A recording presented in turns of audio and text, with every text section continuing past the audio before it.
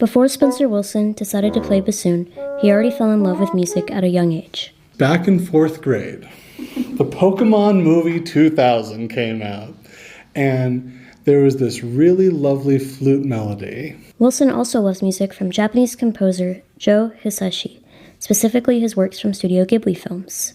Even before I was a musician, those types of things were really inspiring to me, not for the idea of being a musician, just they captured my imagination.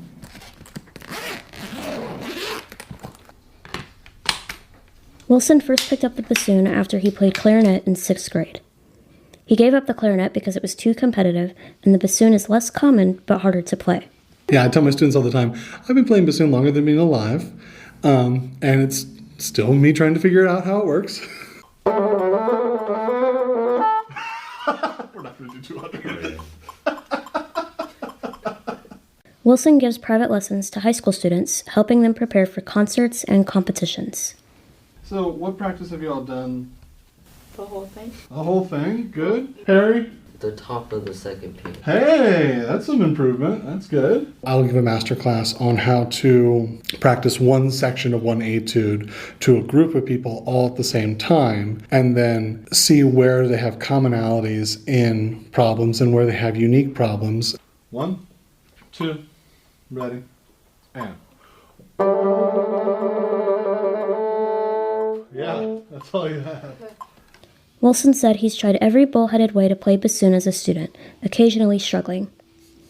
He tells his students that's where the best work and lessons happen. When it comes to teaching music, probably the best feeling I have is when a student is asking a question about how to interpret music before I have even told them what to think about.